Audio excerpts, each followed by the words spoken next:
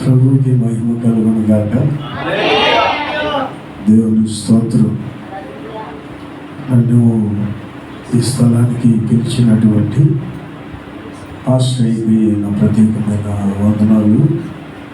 అలాగే మిమ్మల్ని కూడా ఈ ఆదివారము చూడడానికి నా ఎడల దేవుడు చేసినటువంటి కృపను బట్టి దేవునికి నిండా స్తుతి స్తోత్రం చెల్లిస్తున్నాను.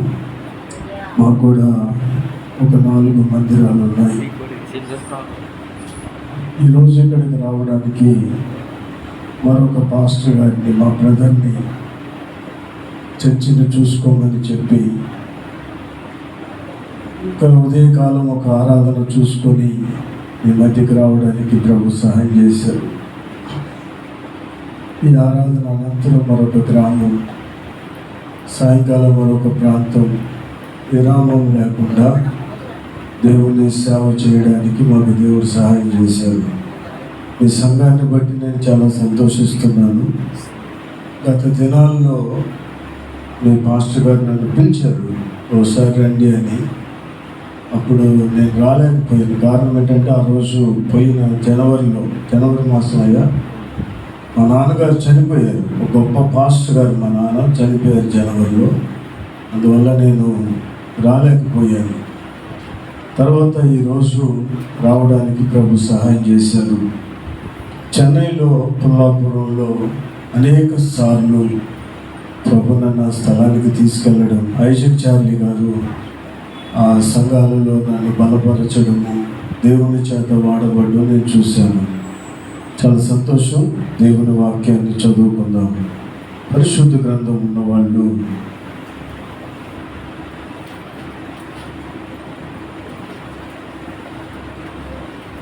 చూడాలి అందరూ. కీర్తనలు 84వ కీర్తన కోరాహు కుమారులు రచించినటువంటి కీర్తన. 84వ కీర్తన 4వ వాక్యం. నీ మందిరమునందు చదవండి. నివసించువారు ధన్యులు, వారు నిత్యము నిన్ను స్తుతించుదురు. Praise the Lord. హల్లెలూయా. విందాం, కొద్దిసేపు వాక్యాన్ని విందాం.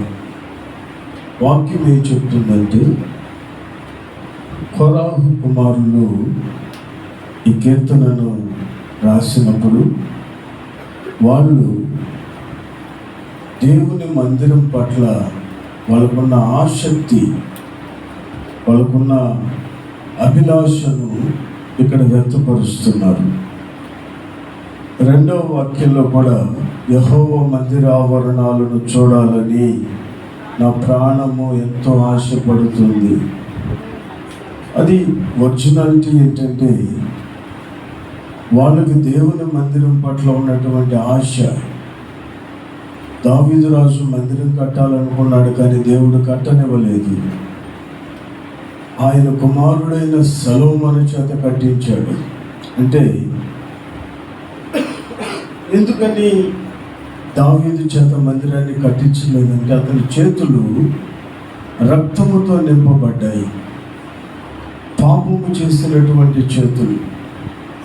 అంటే దేవుని మందిరము, దాని విశిష్టత, దాని పరిశుద్ధత చాలా ఉన్నతమైంది. అందుకని దావీదు చేత మందిరాన్ని కట్టివ్వలేదు. అయితే ఈ వాక్యము ఏమంటుందంటే, నీ మందిరమునందు నివసించువారు వారందరూ ధన్యులు. మందిరానికి రావాలంటే ఎట్లా వస్తాము చెప్పండి? ఇప్పుడు కూడా వస్తున్నారు. ఇప్పుడు కూడా వస్తారు. మందిరానికి రావాలంటే ఎలా వస్తున్నారు?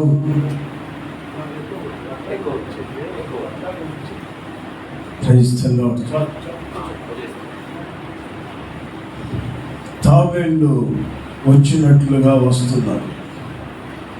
కోపం వస్తే ఏమంటారుగా, దేవునికి స్తోత్రం, కోపడబాకండి. వెళ్ళేటప్పుడు కుందేలులాగా వెళ్ళిపోవడం. మందిరము దాని విలువను తెలియని ప్రజలు ఇంకా ఉన్నారంటే దాన్ని బట్టి నేను ఎంతో బాధపడుతున్నాను. నాతో పాటు మా చర్చి నుంచి ఒక ముగ్గురు వచ్చారు. నేను కొడతాను వాళ్ళని, ఆలస్యంగా వస్తే. పెద్దవాళ్ళు కదా వాళ్ళని నేను కొడతాను. అడగండి మా వాళ్ళు ఎక్కడున్నారు, కొడతాను. రాకపోతే వెళ్ళిపోండి. పరలోకం కోసం సిద్ధపడిన వాళ్ళు, పరలోకం కోసం మందిరానికి రాని వాళ్ళు నా కోసం ఎందుకు? చాలా సీరియస్గానే నేను మాట్లాడుతున్నాను. దేవుని మందిరము ఈరోజు మన ఇళ్ళ ముంగిట స్థాపించబడింది కాదు. సొలొమోను కాలములో స్థాపించబడిందే కాదు. పాత నిబంధన గ్రంథానికి వెళితే దేవుడు మోషేకి చెప్పిన మాట, నేను నివసించున్నట్లు నాకు ఒక ప్రత్యక్షపు గుడారాన్ని నిర్మించమన్నాడు. అంటే మందిరం అనేది ఏంటి అసలు? మందిరంలో యేసయ్య నివసించే స్థలం ఒకటి ఉందంటే అది మందిరం. మా ఇంట్లో కూర్చొని ప్రార్థన చేస్తావాలండి బాబు, మాకు భలే ఇష్టం అంటే కుదరదు. దేవుని మందిరం జగత్తు పునాదులు వేయబడక ముందే దేవుడు ఏర్పాటు చేసినటువంటి మందిరం. ఈ మందిరము మీ ఇళ్లలో మీరు నివాసం చేస్తారా, ఊరికి తాత్కాలికంగా ఒక గంటసేపు వెళ్ళిపోతారా? ఇలా లాడ్జియా కాదు కదా, మీ ఇళ్ళల్లో మీరు నివాసం చేస్తారు కదా. అమ్మ, అర్థమైందా? మీ ఇళ్ళల్లో నివాసం చేస్తారా? ఒక గంట ఓకేనండి, మాట్లాడండి, ఏం కాదు. మీరు వాసము చేసే స్థలము మీ ఇల్లు. కానీ మీ ఇంటి గురించి చెప్పలేదు ఇక్కడ. దేవుని మందిరములో నివసించువారు, ఆమె ఇక్కడే నివసించాలి. ఇక్కడే అన్ని కార్యక్రమాలలో సహకరించే వాళ్ళుగా మార్చబడాలి. దేవుని మందిరం అంటే ఊరికే అక్కడ ఒక మందిరం ఉందండి బాబు, ఆడ ఒక పాస్టర్ ఉన్నాడండి, చెన్నై నుంచి వస్తాడు, ఎన్ని ఆత్మలను సంపాదించాడంటే టాలెంటెడ్ పర్సన్, దేవుని కృప చేత నింపబడ్డవాడు. ఆమేన్, హల్లెలూయా. నేను అడిగాను, ఎప్పుడు వస్తావంటే ప్రేయర్ ఉన్నప్పుడే వస్తాడంట, మధ్యలో రాడటగా. అయినా కూడా ఎంతోమంది దేవుని కృప ఆయన పక్షాన అద్భుతంగా ఉన్నట్లు నేను చూస్తున్నాను. సంతోషం. ఆయన ఎక్కడి నుంచి వచ్చాడు అన్నది నాకు అనవసరం. ఇక్కడ దేవుని మందిరం పట్ల మీకున్న ఆశ ఎంత అన్నదే నా ప్రశ్న. దేవునికి స్తోత్రం, హల్లెలూయా. చెప్పండి, హల్లెలూయా. దేవుని మందిరంలో మనము నివసించాలి, మనము ఇక్కడే ఉండాలి, ఇక్కడే కనిపెట్టుకొని జీవించాలి అన్నది దేవుని యొక్క ఉద్దేశం. మందిరానికి వస్తే అసలు ఏం కలుగుద్ది మన జీవితాల్లో? అసలు మందిరంలో నివసిస్తే ధన్యులు అన్నాడే. అసలు ఏముందండి మందిరంలో? 4 చాపలు ఉన్నాయి, 4 కుర్చీలు ఉన్నాయి, పాస్టర్ గారి పైన, మేము కింద. అక్కడికి వెళ్తే 2-3 గంటలు సంపదింటారు, ఆ తర్వాత పంపిస్తారు. ఇదే కదా మీ ఆలోచనలో ఉండేది. ఆ ఉద్దేశంతో మీరు ఇక్కడికి రాబాకండి. దేవుని మందిరంలో కీర్తనకారుడు ఒక చోట అంటాడు, యెహోవా తన పరిశుద్ధాలయములో ఉన్నాడు అంటాడు. ఆమేన్. నీ దేహం ఒక ఆలయం, దేవుని మందిరం ఒక ఆలయం. దేవుడు ఇక్కడ నివసించే స్థలమే దేవుని యొక్క మందిరం.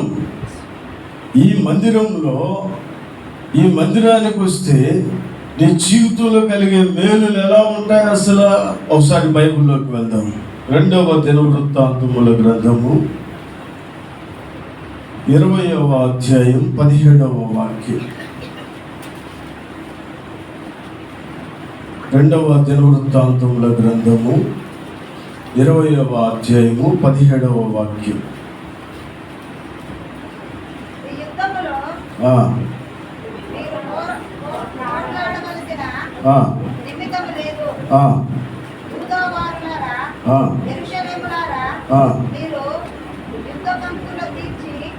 నిలవబడుడి. ఆ, మీతో కూడా ఉన్న ఆ. యెహోవా దయచేయు రక్షణను మీరు చూచెదరు. చూడండి, మోయాబీలు, అమ్మోనీయులు, మోయానీయులలో కొందరు దండెత్తి యెహోషాపాతు మీదకి యుద్ధానికి వచ్చారు. ఒక ఆకస్మికంగా జరిగినటువంటి యుద్ధం అది. కలవరపడ్డాడు. ఇశ్రాయేలీయుల సంఖ్య చాలా తక్కువ, అక్కడేమో 3 దేశాల ప్రజలు. ఇప్పుడు యెహోషాపాతు చేసిన పని ఏంటంటే, అతను దేవుని యొక్క మందిరములో 5వ వాక్యంలో ఉంది, యెహోషాపాతు యెహోవా మందిరములో క్రొత్త శాల ఎదుట. దేవునికి స్తోత్రం. మొదటి వాక్యములో ఎన్ని దేశాలు యుద్ధానికి వచ్చాయో మనకు కనబడింది. ఆ దేశాలు యుద్ధానికి వస్తున్నాయన్న సమాచారం యెహోషాపాతు రారే, కత్తులు ఎక్కడా, గొడ్డళ్ళు ఎక్కడా అని అడగలేదు యెహోషాపాతు. ఎక్కడికి వెళ్ళాడు? దేవుడు నివసించే మందిరానికి వెళ్ళాడు. ఆమేన్, హల్లెలూయా. అక్కడ అంటాడు 6వ వాక్యంలో, మా పితరుల దేవా అంటాడు. జాగ్రత్తగా వాక్యం వినండి. మందిరంలోకి వెళ్ళి యెహోషాపాతు చేసిన ప్రార్థన, దేవుని సహాయం, దేవుని కనికరం యెహోషాపాతు కోరుకున్నాడు. దేవుడు ఏమన్నా విడిచిపెట్టాడా? లేదు. 20వ వాక్యం మళ్ళా, 17వ వాక్యం మళ్ళా చదవండి. మీరు అసలు పోట్లాడవలసిన పని లేదు. అదేంటి, 3 దేశాల వాళ్ళు మా మీదకి వస్తున్నారని మేమంటుంటే అసలు మీరు యుద్ధం చేయబడలేదంటాడు, పోట్లాడబడలేదంటాడు.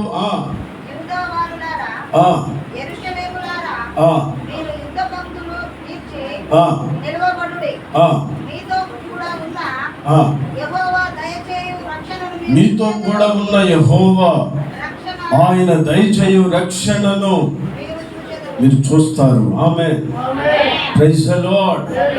చెప్పాలి హల్లెలూయా. వాక్యము సెలవిస్తుంది, ఓ వైపు 3 దేశాల ప్రజలు యుద్ధం చేయడానికి వస్తే యెహోషాపాతు దేవుని మందిరములో దేవుని సహాయాన్ని కోరుకుంటే దేవుడు ఆయనకి ఇచ్చేటువంటి వర్తమానం ఏంటంటే మౌనంగా ఉండడమే. నువ్వు యుద్ధం చేయాల్సిన అవసరం లేదు, పోరాడాల్సిన అవసరం లేదు, నువ్వు పరిగెత్తి ఆయుధాలు ఎక్కడా అని చూడాల్సిన అవసరం అంతకన్నా లేదు. మరి ఏం చేయాలయ్యా? ఆయన దయచేయు రక్షణను మీరు ఓరకనే నిలుచుండి చూడండి అంటాడు. దేవునికి స్తోత్రం. అంటే నువ్వు మందిరానికి వస్తే నీకు కలిగే మొదటి ఆశీర్వాదం ఏంటంటే, దేవుని బిడ్డ రక్షణ కలుగు చేయబడుతుంది, ప్రొటెక్షన్ ఉంటుంది. నువ్వు ఎడారిలో ఉన్న నీకు రక్షణ, అరణ్యములో ఉన్న రక్షణ, నది నీళ్ళల్లో ఉన్న రక్షణ, అగ్నిలో ఉన్న రక్షణ, కాదనుకొని చెరసాలలోకి వెళ్ళినా కూడా నీకు రక్షణ కలుగుతుంది. కారణం ఏంటంటే నువ్వు దేవుని సన్నిధిలో ఎదిగిన వాడవు. ఆమేన్. మందిరము పట్ల నీకు ఆపేక్ష పెరగాలి, మందిరము పట్ల నీకు విశేషమైనటువంటి ఆశ కలగాలి. దేవుని మందిరం అంటే ఇది ఈరోజు ఈ క్షణము స్థాపించబడినది కాదు. దేవుడు తన సింహాసనమందు నుంచి ఆయన ఇచ్చిన ఆలోచన చేతనే మొట్టమొదటి మందిరము కట్టబడింది. కొలతలు ఆయనే ఇచ్చాడు, నమూనా ఆయనే ఇచ్చాడు.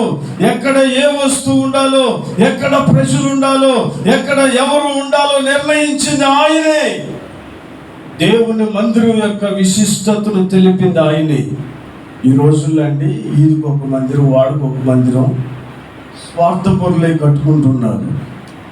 అక్కడ ఏం లేవు, ఆదాయాలేం ఉండవు. అరే ఆడు బాగుపడ్డాడు, నేను ఎందుకు బాగుపడకూడదు?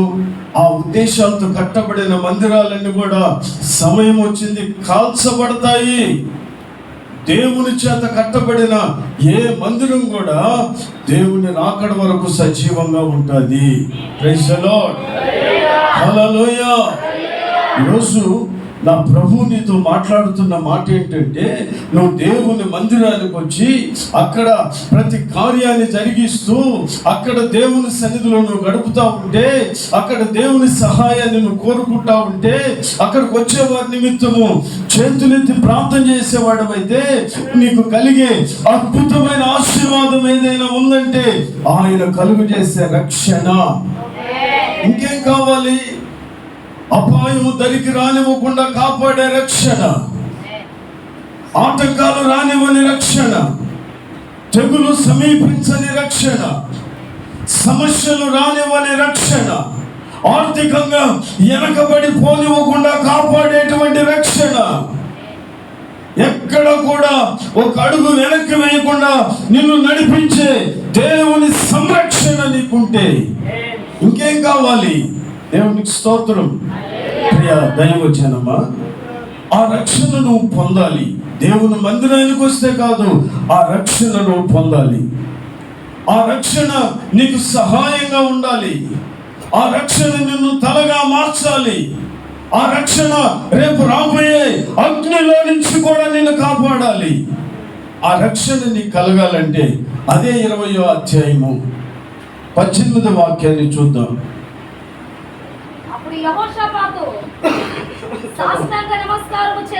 యెహోషాపాతు ఆ రక్షణను పొందడానికి ఏం చేశాడంటే, చాలమ్మా, సాష్టాంగ పడ్డాడు.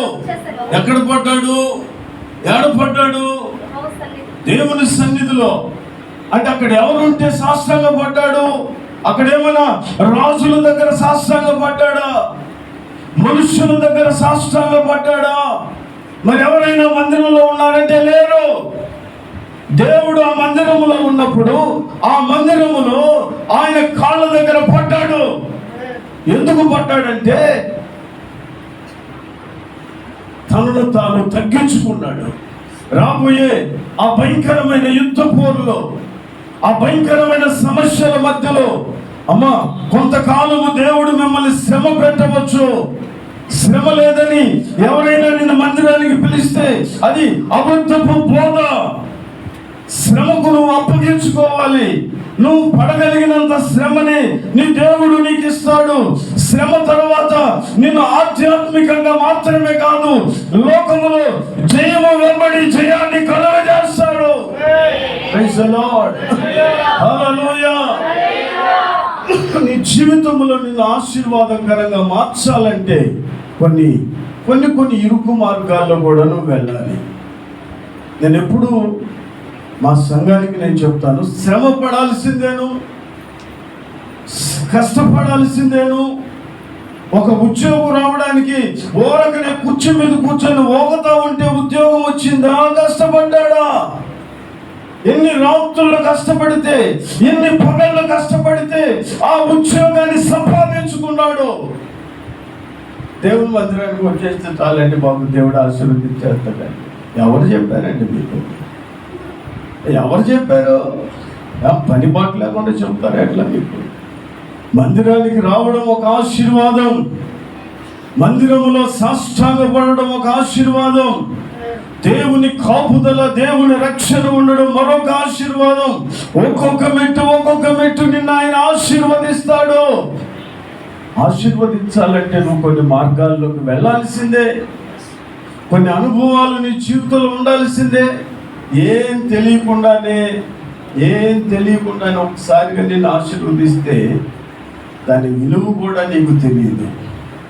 వ్యర్థంగా దాన్ని పాడు చేసుకుంటావు. కొన్ని కష్టాలు పడితే దాని వెనకాల వచ్చే ప్రతి ఆశీర్వాదాన్ని సద్వినియోగం చేసుకుంటావు.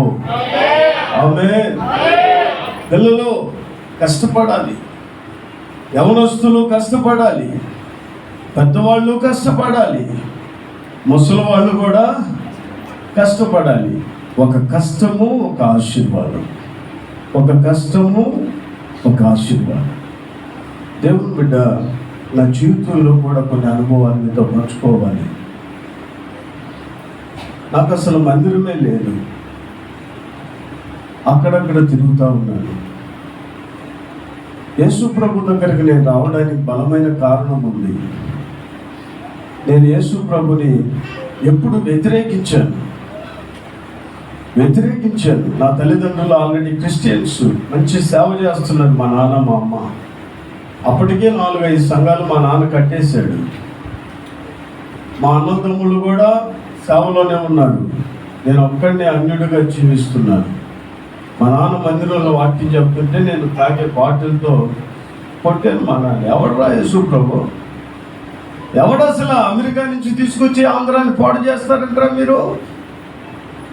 ఎవడు యేసు ప్రభు? మా నాన్న ఎట్టంటే అట్ట కొట్టిన హింసాత్మకుడను నేను. మా నాన్న స్తోత్రం చెప్పాడు కానీ నన్ను ఒక మాట అన్నవాడు కాదు ఆ రోజుల్లో. దేవునికి స్తోత్రం. భయంకరంగా నేను హింసించాను. యేసు ప్రభు దేవుడు కాదన్నాను. అటువంటి నా జీవితంలో ఒక మలుపు రానే వచ్చింది. ఎక్కడైనా పాస్టర్లు సభలు సేవకులు సదస్సు జరుగుతుంటే ఆడికి వెళ్ళి ఆ పాస్టర్లని పడేయమాట కొట్టేసేది, పట్టుకుని ఎక్కడ కొట్టేసేది. ఒక ఉన్మాదిగా నేను ప్రవర్తించానంటే నమ్మండి. ఒక ఉన్మాదిని తినే అన్నం కూడా తినలేకుండా కొట్టే ఆ అన్నం వాళ్ళ తల మీద, కళ్ళల్లో, మొత్తం గుడ్ల మీద పడిపోయేది. సేవకులను కొట్టిన చేతులు. యేసు ప్రభుని ఎప్పుడు నేను ఇష్టపడలేదు, భలే ద్వేషించాను. అసలు దేవుడు కాదని గట్టిగా నినాదం చేసిన వాళ్ళల్లో నేను ఒకడిని. వాళ్ళు ఇప్పుడు దాకుంటే నేను ఒక RSS ఉన్మాదిని అయిపోయి ఉండేవాడినేమో. దేవునికి స్తోత్రం. హల్లెలూయా. ఒక మలుపు వచ్చింది. నేను ఉద్యోగం చేసే స్థలంలో నాకు అనారోగ్యం వచ్చి పడిపోయాను మంచం మీద. అర్థం కాలేదు. నన్ను హాస్పిటల్కి తీసుకెళ్ళారు. నెల్లూరులో రామచంద్రారెడ్డి హాస్పిటల్కి. వాళ్ళ అబ్బాయికి బ్రెయిన్ పని చేయట్లేదండి, ఇక్కడ కుదరదు, చెన్నైకి తీసుకెళ్ళిపోండి అన్నారు. చెన్నైకి వెళ్ళేలోపు కూడా బతుకుతాడని గ్యారెంటీ లేదన్నాడు. అంబులెన్స్లో చాలా వేగంగా నన్ను తీసుకొని వెళ్తా ఉన్నారు. వెళ్తున్నప్పుడు కూడా చాలా యాక్సిడెంట్లు జరిగి నన్ను చంపేయడానికి సాతానుడు ఎంతో ప్రయత్నం చేశాడు. అయితే వెళ్ళిపోయాను. చెన్నైకి వెళ్ళినప్పుడు డాక్టర్లు చెప్పారు అబ్బాయి బతుకుడంటే, ఒకవేళ బతికితే పిచ్చోడు మెంట్లోడుగా బతుకుతాడు తప్ప ఆరోగ్యవంతుడిగా మాత్రం ఉండడని చెప్పారు. ఆ సర్టిఫికేట్ ఇప్పటికీ నా దగ్గర అట్లాగే ఉంది. స్టాన్లీ హాస్పిటల్ మీ అందరికీ తెలుసు. దేవునికి స్తోత్రం. ఆ పరిస్థితుల్లో మా అమ్మ ఏడుస్తూ ఉంది, నా కొడుకు బ్రతకాలండి. తెలుసు తెలియక తప్పు చేశాడు, నా కొడుకుని బ్రతికించండి, ఏ విధంగానైనా నీ సేవ చేసేటట్లు నేను మారుస్తాను. యేసు ప్రభు దేవుడు కాదన్న నా కొడుకే యేసే నిజమైన దేవుడని చెప్పే రోజులు నేను తీసుకొని వస్తాను. వాడికి ఒక పాఠశాలలాగా నేను మారుతాను, ఒక టీచర్గా నేను మారుతాను, వాడికి అన్ని విషయాలు అర్థమయ్యేటట్లు నేను బోధిస్తాను అంటే యేసయ్యా వాడిని బతికించండి బతికించండి నేడుస్తూ ఉంది. నాకు ఈ కాలు ఈ చేయి పడిపోయింది, మూతి వంకర్లు వచ్చేసాయి, మాట్లేదు, సుఖలేదు, చచ్చిన సేవలాగా హాస్పిటల్ బెడ్లో ఉన్నాను. మరొక 4 రోజుల్లో చచ్చిపోతాడని డాక్టర్ల స్టేట్మెంట్ కూడా వచ్చేసింది. ఆ 4 రోజులే నా జీవితం యొక్క గొప్ప మలుపు. Praise the Lord. హల్లెలూయా. ఒక డాక్టర్ వచ్చింది, ఏ బాబు అర్థమవుతున్నాయి మాటలు, అర్థమవుతుందా? కళ్ళు తెరవడం తప్ప నేను సమాధానం చెప్పలేని స్థితిలో ఉన్నాను. బాబు, యేసు ప్రభు అనే ఒక దేవుడు ఉన్నాడు. నువ్వు ఆయన అడిగితే తప్ప నువ్వు ఇక్కడి నుంచి బయటికి వెళ్ళాలి, లేదంటే అందరిలో ఒకటి సచ్చి శల్యమైపోతావు. ఇక్కడి నుంచి నీ బాడీ వెళ్ళిపోద్ది. మా ఊరు వాళ్ళందరూ నా శవం కోసం ఎదురు చూశారు. అబ్బాయి మంచోడండి, ఎవరితో ఇప్పుడు ఏ గొడవలు లేవు, కానీ అబ్బాయి చనిపోయాడంట, శవం వస్తుందంట. అరే రేపు ఉదయానికి శవం వస్తుందంట. సామ్యాన్ని వేసి పెట్టారు మా ఇంటి దగ్గర నా శవం కోసం. చాలా పేదరికంతో కూడిన కుటుంబం మాది. అలాంటి దీన అవస్థలో హాస్పిటల్లో కొట్టుమెట్టాడుతూ ఉంటే డాక్టర్ చెప్పిన మాటలు విని, యేసయ్యా మొదటిసారి అడిగాను, నన్ను బ్రతికిస్తే నీ సేవ చేస్తాను. మనసులోనే, నోటి మాట లేనోడిని మనసులోనే, బ్రతికిస్తే నీ సేవ చేస్తాను, నువ్వు ఉన్నావంటే నాకు కనబడు, నాతో మాట్లాడు. నేను ప్రభుని అడిగాను. అడిగిన 2వ రోజే నాకు ప్రత్యక్షమైన దేవుడు ఎంత అద్భుతమైన వాడో, ఎవరు నశించడం నాకు ఇష్టం లేదన్న దేవుడు రెండవ రోజే నాతో మాట్లాడాడు. ఆశ్చర్యాన్ని కలిగించింది. కొన్ని రోజులుగా నేను హాస్పిటల్లో ఉంటే ఒక్కడైనా నేను పూజించే దేవుళ్ళలా రెండురా మాట్లాడంటారా, నన్ను బతికించండి అన్న వాళ్ళు ఎవరు లేరు నాతో వచ్చి మాట్లాడిన వాళ్ళు. నేను అడక్క మునిపే రెండవ రోజుకి దావత పెట్టుకుని ఒళ్ళంతా పగిలిపోయి ముల్లకిరీటం పెట్టుకుని రక్తశక్తమైన శరీరంతో నా దగ్గరకు వచ్చి, ఈ గాయాలన్నీ నీ కోసమే నేను బ్రతికిస్తాను, నా సేవ చేస్తావు కదూ. మరలా ప్రామిస్ అడుగుతున్నాడు. మరలా తప్పిపోతే సస్తావు, నా సేవ చేస్తావు కదూ, నా సేవ చేస్తావు కదా అని అడుగుతున్నాడండి. అయ్యా, బ్రతికించేవాళ్ళు లేరు, బతుకుతానన్న ఆశ కూడా లేదు, అయినా మీరు చాలా దెబ్బలు తినున్నారు, వచ్చి నా పక్క బెడ్లో పడుకుంటే నీకు ట్రీట్మెంట్ చేస్తారని నేను అంటున్నాను. అప్పుడు అంటాడు, ఇవన్నీ నీకోసమే, నా సేవ చేస్తావు కదా. తల మీద చేయి పెట్టేసి వెళ్ళిపోయాను. మరొక 2 రోజులకి నేను సభలోకి వచ్చాను. కాళ్ళు చేతుల్లో స్పర్శ రావడం చూశాను. 6 రోజుల్లోనే 2 నెలల హాస్పిటల్లో కోమాలో ఉన్న నేను 6 రోజుల్లోనే రికవరీ ఇంటికి వచ్చేసాను. దేవునికి స్తోత్రం. హల్లెలూయా. నా యేసు సజీవుడై ఉన్నాడు, నా యేసు పునరుత్థానుడై ఉన్నాడు. ఒక్క బొట్టు కన్నీళ్లు మందిరంలో కారిస్తే ఒక్క బొట్టు కన్నీళ్లకు సమాధానం ఇచ్చే దేవుడు. ఏ దిక్కు దశ లేని స్థితిలో పడిపోయి ఒంటరితనాన్ని అనుభవిస్తున్న మన జీవితాలలో యేసే నిజమైన జవాబుదారిగా ఉండే దేవుడు. దేవుని స్తోత్రం. దేవుని బిడ్డ, యెహోషాపాతు సాష్టాంగ పడ్డట్టుగా మనం సాష్టాంగ పడితే, అనగా తగ్గించుకోగలిగితే, మందిరంలో మనం తగ్గించుకోగలిగితే, దేవుని బిడ్డ అద్భుతమైన రీతిలో ఆయన నీకు రక్షణ కలుగజేసి నిన్ను ఆశీర్వదిస్తాడు. మందిరానికి వచ్చి హెచ్చించుకోవడం ఏంటి? మందిరానికి వచ్చి గర్వపు మాటలేంటి? మందిరానికి వచ్చి ఎట్లాగంటే అట్లా మాట్లాడడం ఏంటి? మందిరానికి వచ్చి ఒకరినొకరు నవ్వుకోవడం ఏంటి? మందిరానికి వచ్చి ఒకరినొకరు గిల్లుకోవడం ఏంటి? మందిరానికి వచ్చి భయము లేని తత్వం ఏంటి అసలు? యెహోవా తన పరిశుద్ధాలయములో ఉన్నాడు. ఆమేన్. రేపు పొద్దున ఆయన కాడికి వెళితే సింహాసనం ముందు ఆయన కూర్చొని ఉంటే ఆయన ముందు మనం నిలబడగలమా? తలెత్తి చూడగలమా? ఆయనతో మాట్లాడగలమా? ఇదే కదా మన నిరీక్షణ. అలాంటిది ఆయన ముందు నిలబడలేని మనం, సర్వ ప్రపంచ నిర్మాణకుడు, సృష్టికర్త, ప్రతి మానవాళిని సృష్టించింది కాకుండానే వాళ్ళ జీవనాధారాన్ని కలుగు చేసిన దేవుడు, ఆయన పేరు నజరేయుడైన యేసు. ఆమేన్.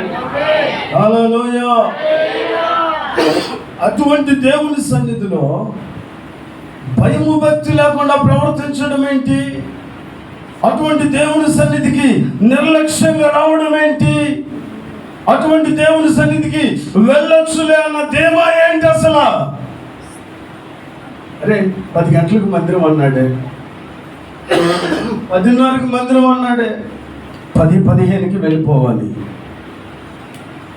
నాకు కూడా మందిరాలు ఉన్నాయి. ఈరోజు నేను లేనని చాలా మంది బాధపడుతున్నారు. నాకు ఇప్పుడే ఫోన్ వచ్చింది, చాలా బాధపడుతున్నారు. పాస్టర్ గారు ఎప్పుడు ఆదివారం మందిరాన్ని వదిలిపెట్టి వెళ్ళడు, ఏమయ్యాడు, ఎక్కడున్నాడు, కంగారు పడుతున్నారు. అక్కడ పాస్టర్ వాక్యం చెప్తున్నా కూడా 11 గంటలకు వస్తానన్నాను, 10:30కే నేను మీ దగ్గరకు వచ్చేసాను. అర్ధ గంట ముందే వచ్చేసాను.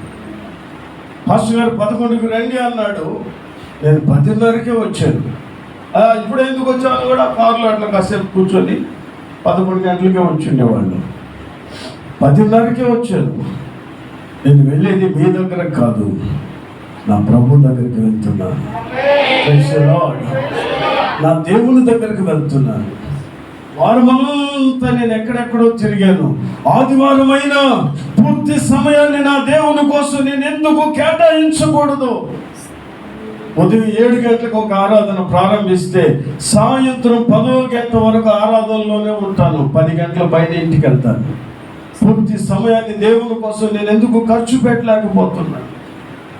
అప్పుడప్పుడు పిలుస్తుంటే బాధపడుతున్నాను.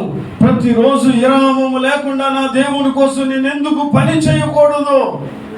విరామమే తెలియకూడదు. పరిగెత్తాలి, పరిగెత్తాలి, పరిగెత్తాలి. నాకు అన్నీ ఇచ్చాడు, సమస్తాన్ని ఇచ్చాడు, అన్నీ అనుభవించడానికి సహాయం చేశాడు. ఆయన కోసం నేనేం చేయాలి? పట్టెడు అన్నం తినడానికి లేని రోజులు మాకు తెలుసు. ఆకలితో ఉన్నప్పుడు ఇదిగో మా అక్క దగ్గరికి వెళ్ళేది నేను చిన్న వయసులో. మా ఇంట్లో సరైన ఆహారం మాకు లేదు. వెళితే నాకు మంచిగా అప్పుడు ఫస్ట్ సారి తాటాకు చేప వేయించి నాకు అప్పుడు పెట్టింది ఫస్ట్ టైం. ఏంటంటే వంకాయ బజ్జి బాగా చేస్తుంది, చేసి కడుపు నిండా పెట్టేది మా అక్క. నేను వెళ్ళి అక్కడే ఉండిపోయేది, అక్కడే ఉండేది. ప్రజలతో నాకు అనవసరం, నా కడుపు నిండేదే నేను చూసుకున్నాను. స్వార్థం కాదండి, ఆకలి. ఎవరు పట్టిన అన్నం పెడతారంటే పెట్టేవాళ్ళు లేరు. ప్రేమతో వాళ్ళు నన్ను ప్రేమించి ఆయన వచ్చాడంటే ఆయన మా మామగారు. ఆయన నా విశ్వాసులు, సంఘానికి బలమైన విశ్వాసులు వాళ్ళు. నేను వచ్చానంటే ఆయన ఉండండి అని చెప్పి వెళ్ళిపోయేసి నాకు కావాల్సిన కూల్ డ్రింక్స్ అన్నీ పట్టుకొని వచ్చేసి రా కూర్చొని తిందామని కూర్చోబెట్టి పెట్టేవాడు. ఎందుకు చెప్తున్నానంటే ఆ పరిస్థితుల్లో నుంచి దేవుడు నన్ను ఈ స్థితికి తీసుకొచ్చాడు. Praise the Lord. Hallelujah, hallelujah. ఈరోజు నీ జీవితంలో ఉండాల్సింది ఏదైనా ఉందంటే దేవుని మందిరానికి వచ్చిన నీ జీవితంలో తగ్గింపు చాలా అవసరం. ఇద్దరు మందిరానికి వచ్చారు, మీకు తెలిసిన వాళ్ళే, మీ బంధువులేనండి వాళ్ళు. ఇద్దరు మందిరానికి వచ్చారు. అరే మీకు ఎలా తెలుసు? మా బంధువులు చెప్తా చూడండి. లోకాసు వార్త 18:10 అనుకుంటా. ఇద్దరు మందిరానికి వచ్చారు, మీకు సంబంధించిన వాళ్ళే, మీ బంధువులే. చదవండి. దేవాలయానికి వచ్చారు ఇద్దరు మనుషులు ప్రార్థన చేసుకుందామని. సరే, ఇద్దరు వ్యక్తులు నేను చెప్తా వినండి. పరిశీలుడు అంటాడు నేను కొత్తిమీరలో కూడా దశంభాగం, ఆవాల్లో కూడా దశంభాగం, ఎండు మిరపకాయలో కూడా దశంభాగం. మీరు ఇస్తారు అట్లాగా?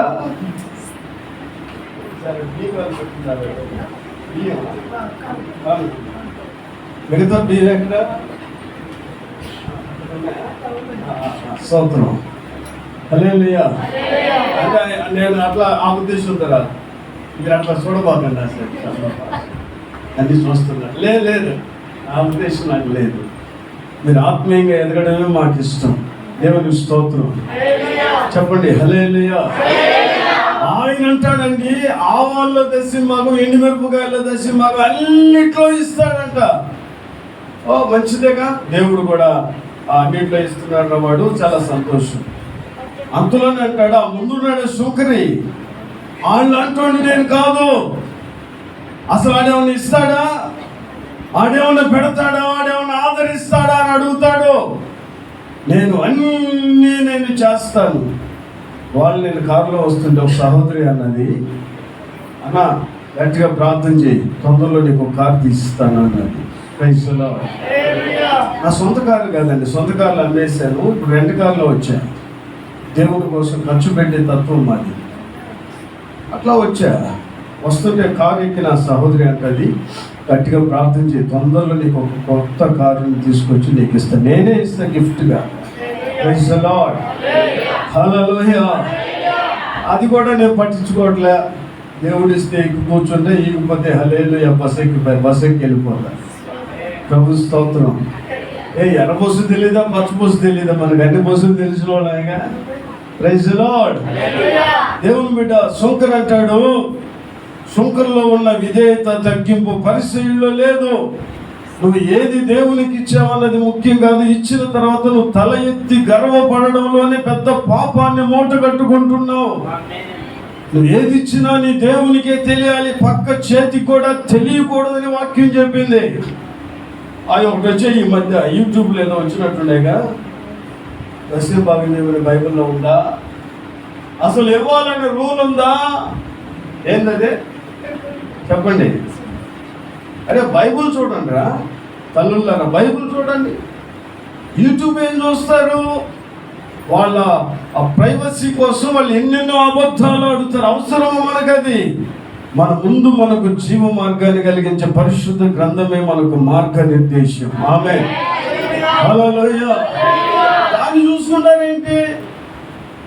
దాన్ని ఎందుకు చూసుకుంటారు? ఏమండి, దాన్ని అవసరమా చూసుకోవడం? దాని మీద బేస్ అవ్వడం అవసరమా? అంటే ఫోన్లు చూడకపోతే మీరు చూడొద్దని నేను ఎప్పుడన్నా చెప్పినానా? చూసుకోండి.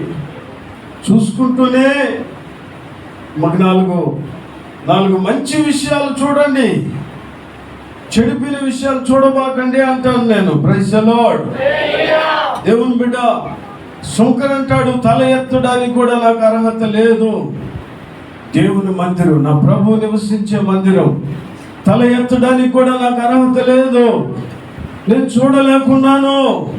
దేవా, నేను పాపిని. ఏ రోజైతే నువ్వు దేవుని సన్నిధానానికి వచ్చి నీ జీవితంలో నువ్వు పాపివని నువ్వు ఒప్పుకుంటావో, అపోస్తుడైన పౌలు సౌలుగా ఉన్నప్పుడు ఏమన్నాడంటే, పాపులలో నేను ప్రధాన పాపిని.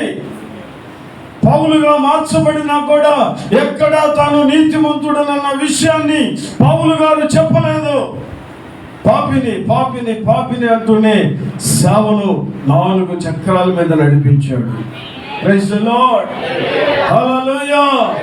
నీ తగ్గింపు నీ కుటుంబానికి ఆశీర్వాదం, నీ తగ్గింపు నీ పిల్లలకు ఆశీర్వాదం, నీ తగ్గింపు నీకు ఆశీర్వాదకరం, నీ తగ్గింపు నీ సమాజానికి నిన్నొక వెలుగుగా మారుస్తుంది. తగ్గింపండి అవసరం. నువ్వు హెచ్చించుకున్నంత మాత్రాన నీకేమైనా లాభం ఉందంటే ఓకే. నువ్వు హెచ్చించుకొని ఉన్న ఆశీర్వాదాన్ని పోగొట్టుకుంటున్నావు. అవసరమేంటి? దేవుని వాక్యము అప్పుడు ఇప్పుడు ఎప్పుడు చెప్పే మాట, నిన్ను నీవు తగ్గించుకోవలసిందేనో.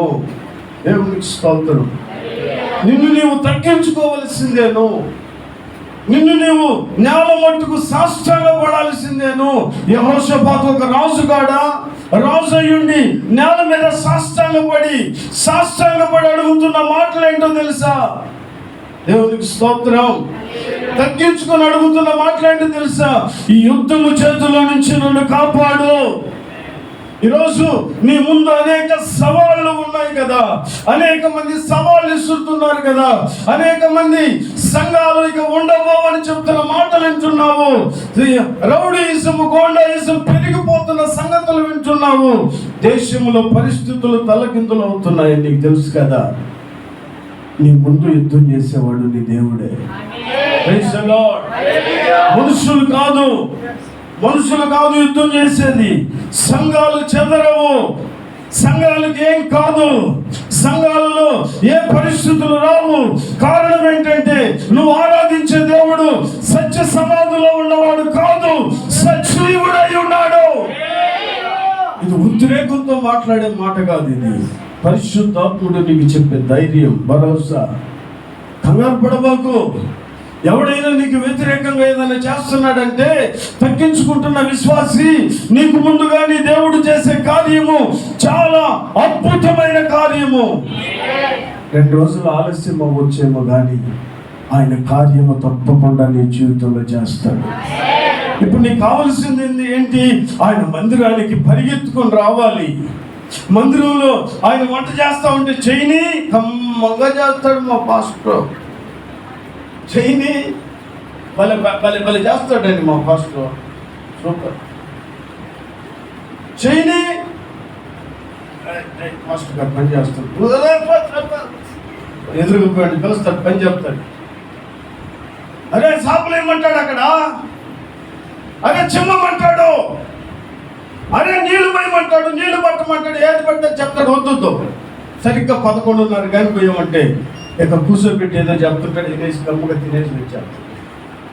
ఒక్క మెట్టు కూడా నువ్వు భవిష్యత్తులో పైకి రాలేవు. రాసి పెట్టుకుని నేను చెప్పేసిపోతున్నాను. నెల్లూరు నుంచి వచ్చా. దేవునికి స్తోత్రం. మందిరంలో నువ్వు చేసే పనే నీకు ఆశీర్వాదాన్ని ఇస్తుంది. నా సంఘానికి నేను ఎప్పుడు చెప్తాను, తల్లిదండ్రులారా, మందిరంలో మీరు పని చేస్తే మీ బిడ్డలు ఉన్నారే, మీ బిడ్డలు బలమైన రాజ్య స్థాపకులు అవుతారు. దేవునికి స్తోత్రం. మందిరంలో మీరు పని చేస్తే మీ బిడ్డలు ఉన్నారే, ఈరోజు మీరు మందిరంలో సేవ చేయరు, మీరు మందిరానికి వచ్చి ఆయన ఆరాధించడానికి సమయాన్ని కేటాయించరు. మాటకొస్తే చీటీలు రాస్తారు. చీటీలు, నా కొడుకు పెద్ద కొడుకు మారాలా, చిన్న కొడుకు మారాలా, అందరూ మారాల్సిన వాళ్ళే, మారిన ఒకడు కూడా ఆ గొప్పలో లేడు. దేవునికి స్తోత్రం. చిన్న కొడుకు మారాలా, పెద్ద కొడుకు మారాలా, కూతురు కూడా మారాలా, అందరూ మారాలా. దానికంటే ముందు నువ్వు మందిరంలో తేన మనస్సు కలిగి ఏదైనా పని చేయడం నువ్వు జరిగించగలిగితే నీ జీవితంలో అద్భుతమైన ఆశీర్వాదాన్ని చూడడం కాకుండా నీ పిల్లలు మారుతారు.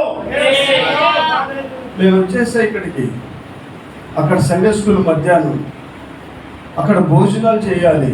నేనేం లేదు, రాత్రే చెప్పేశాను, పోయి వాళ్ళ దగ్గర సామాన్ పెట్టేసుకోండి, భోజనాలు వండేసేయండి, అయిపోగానే సావుగుడికి భోజనం పెట్టండి, అర్ధ లీటర్ థమ్సప్ తెచ్చేవండి. నాకు కాదండి, వచ్చిన వాళ్ళకి, మా సంఘంలో. దేవునికి స్తోత్రం.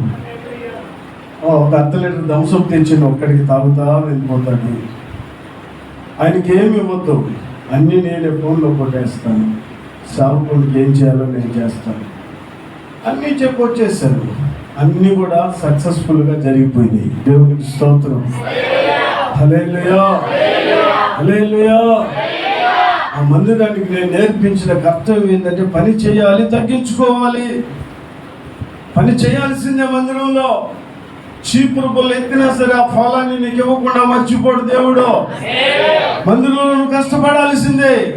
నీ ఇంట్లోకి వెళ్ళి నీ కుటుంబం కోసం, నీ ఫ్యామిలీ కోసం, నీ పిల్లల కోసం ఎప్పుడు ఉద్యోగాలు చేస్తున్నావు. కనీసం వారంలో ఒక్కరోజైనా మందిరంలో పని చేసి చూడు. నీ జీవితంలో ఆగిపోయిన ప్రతి ఆశీర్వాదం తెరవబడద్ది. ఆమేన్. హల్లెలూయా, హల్లెలూయా, హల్లెలూయా. పాపులలో ప్రధాన పాపిని ఒప్పుకో. ఎవరు చెప్పారండి నేను పాపినని? నువ్వు చూసానే పాపం చేస్తుంటే? నువ్వు చూసావా? చింపితే ఉన్నాయి పురుగులు వస్తాయి, ఒక్కొక్కరి కడుపులో నుంచి పురుగులు వస్తాయి. పురుగులు అట్లా అనకూడదండి సార్, క్షమించండి సార్. పురుగులు వస్తాయి. కానీ పాపిని అని మా కాడ ఒప్పుకోమని లేదమ్మా, ఆయన కాడ. దేవుని స్తోత్రం. దాన్ని పాస్టర్ గారు నేను పాపినండి అంటే ఏం పాపం చేసేవాడు అడుగుతాడు. అనవద్దు, ఎవరికాడ అడగాల? ఆయన దగ్గరగా అడిగితే నీ దీనత్వాన్ని చూస్తాడు దేవుడు. ఆమేన్. హల్లెలూయా. పౌలు ఒక నరహంతకుడు కాడా, సంఘాలు హింసకుడు కాడా, భయంకరమైన ఉన్మాది కాడా పౌలు? అలాంటి పౌలే నేను పాపుల్లో ప్రధాన పాపిని అన్నప్పుడు నువ్వెంత నేనెంత. దేవునికి స్తోత్రం. పాపము లేని మనుష్యుడు లేడు, పాపము లేని మనుష్యుడు లేడు. అందరూ పాపం చేశారు, దేవుడు అనుగ్రహించే మహిమను పొందలేకపోయారు. యేసుక్రీస్తు మహదైశ్వర్యం శిలువ రక్తం చేత మనల్ని సంధి చేసి ఆయనకు మనల్ని సమీపంగా తీసుకొచ్చింది. మరి ఇప్పుడు చెప్పండి, దేవా నేను పాపిని, దేవా నేను పాపిని, లార్డ్ ఐ యామ్ సిన్నర్. నేను పాపిని ప్రభువా. ప్రభువుని మనం వాళ్ళు అడగగలిగితే ఎంత తగ్గిపోతాడో ఆయన, ఎంత జాలి కలిగిన వాడో, ఎంత దీనుడైపోతాడో, ఎంతగా మనల్ని సమీపిస్తాడో. ఆ మధ్య మా నాన్నగారు చనిపోయారని చెప్పాను కదండి. చనిపోయినప్పుడు నేను ప్రభుని అడిగాను, సరన్నా మా నాన్న చూపించయ్యా, పరలోకంలో ఉన్నాడా లేదా ఒకసారి చూడాలనుకుంటున్నాను. మా నాన్న అంటే నాకు చాలా ఇష్టం, నా అలాగే ఉంటాడు. మా నాన్న ఒకసారి చూపి ప్రభు. చూపించగా గత 10 రోజుల క్రితం మా చర్చిలో 3 రోజులు మహనీయుడ సంబరాలు చాలా ఆశీర్వాదకరంగా జరిగింది. చాలామంది ప్రజలు వచ్చారు, చాలా బాగా జరిగింది. పాస్టర్ గారు కూడా పోస్ట్ పెట్టారు. అప్పుడు నేను ప్రార్థన చేశాను. సభలు అయిపోయిన కాడి నుంచి 10-11 రోజులుగా దగ్గు, విపరీతమైన దగ్గు. విపరీతంగా తాగేళ్ళండి థమ్సప్లు, అందుకని వచ్చింది దగ్గు. దేవుని స్తోత్రం. అయ్యగారికి ఏమైనా ఆస్మా ఉందేమో, ఏం లేదు. దేవుని స్తోత్రం. మీరు ప్రార్థన చేయడానికి అదే అయ్యగారికి ఏమైనా ఆస్మా ఉందేమో అన్నట్టుగా చూస్తున్నారు మా అబ్బోళ్ళు. కొంచెం కలవరు పడ్డాయి అయ్యే లేవు. బాగా తాగా, ఫుల్గా తాగా, చేసాలు తాగా. మందు కాదండి బాబు, దంసప్పు. దేవుని స్తోత్రం. చెడుపడి తాగేసా, ఎక్కువ తగ్గైపోయింది. అలా బాధపడిపోయాను. రాత్రి 2-3 దాకా నిద్ర లేదు. ఇంకా అప్పుడు పడుకుంటే పడుకోకపోతే, కూర్చుంటే తప్ప పడుకుంటే దగ్గు ఆగట్లే. ఒకరోజు చాలా ఏడ్చాను, భయంకరంగా ఏడ్చాను. ఎందుకు నన్ను చంపేస్తే పరలోకం చేస్తే బాధపడలేను. ఆ రోజు మా నాన్నగారిని పంపించాడు దేవుడు. వచ్చేదా అట్టుపండు తినరా, అట్టుపండు తిన నాన్న, దగ్గుగా ఉంది, నేను తినలేనానంటే అట్టుపండు తిను, తగ్గిపోద్ది, తిను. అట్టుపండు తిన్నానండి రాత్రి 1 గంట. అప్పుడు అట్టుపోయిందో ఆ దగ్గు. దేవుని అద్భుతమైన కార్యం. హల్లెలూయా, హల్లెలూయా. నేను చూడాలనుకున్నప్పుడు దేవుడు చూపించాల, ఆలస్యం అయింది. అనారోగ్యంతో సతమతమైపోతుంటే నేను కూడా పరలోకానికి వచ్చేస్తానంటే, పరలోకానికి నువ్వెందుకు వస్తావురా బాబు? మీ నాన్న అడిగావుగా, మీ నాన్నే పంపిస్తున్నా, అట్టుకొని ఇస్తాడు, తిను, తగ్గిపోద్ది. దేవుడు ఆశ్చర్యకార్యం చేశాడు. మాట్లాడే దేవుడు ఆయన. దేవుని బిడ్డ, ఈరోజు నీ ఎదుట నేనేమంటానంటే, తగ్గింపు కలిగి ఉంటే ఆయన రక్షణ నీతోనే ఉండి నిన్ను అత్యంత వైభవంగా మారుస్తుంది. దేవుని మందిరానికి వచ్చినంత మాత్రమే కాదు, నిన్ను నీవు తగ్గించుకునే స్వభావములోకి నడిపించబడాలి. పని చేయాలి, వాక్యం వినాలి. ఎట్టయినా సరే ఏం చేయాలి? నువ్వు ఎలాగైనా సరే వాక్యం వినాలి, ఎలాగైనా సరే డీసెంట్గా ఉండాలి, ఎలాగైనా సరే మౌనంగా ఉండాలి, ఎలాగైనా సరే నా దేవుని వాక్కును నేను వినాలి. అట్లాగా నువ్వు తగ్గించుకున్నట్లయితే నీ తగ్గింపు నీ జీవితంలో నీ ముందున్న ప్రతి అడ్డుగా ఉన్న ప్రాకారాన్ని, యెహోషాపాతు ముందున్న ప్రాకారాలన్నీ కూలిపోయినాయి. రాజులు ఓడిపోయారు, సైన్యాలు ఓడిపోయినాయి, ఇశ్రాయేలు ప్రజలకు జయము కలిగింది. దేవుని బిడ్డ, నీకు కూడా జయము కలగాలంటే ఒక రాజు దేవుని మందిరములో తగ్గించుకున్నట్లుగా నీవు ఎప్పుడూ తగ్గించుకోవాలి. దేవునికి స్తోత్రం. రెండవ విషయం, యెషయా గ్రంథం 56వ అధ్యాయం 7వ వాక్యం.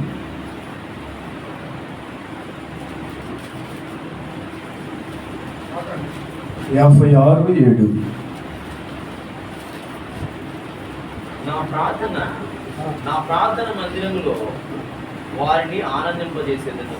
ఆయన మందిరానికి వచ్చారుగా, ఏమంటే ఆలస్యంగా వస్తే కాదండి, 11:30కు వస్తే కాదు, 12కి వస్తే కాదు, ఇదిగో 10 గంటలకు అని చెప్పాడుగా, 10 గంటలకు వచ్చేసారా? ఆ విధంగా మందిరం పట్ల శ్రద్ధ కలిగిన వారిని బట్టి అంటాడు, ఇదిగో నా ప్రార్థన మందిరముల వారిని నేను ఆనందింపజేస్తాను. హల్లెలూయా.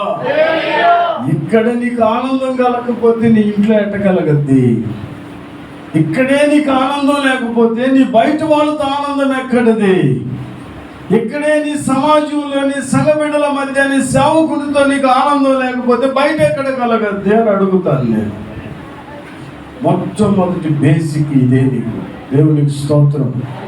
నీకు ఆనందం కలగాలి. పరిశుద్ధ గ్రంథంలో కామి హన్నా అనే ఆవిడ దేవుని మందిరానికి ఎట్లా వచ్చింది? 1 సామెలు 1:10 త్వరగా చదవండి.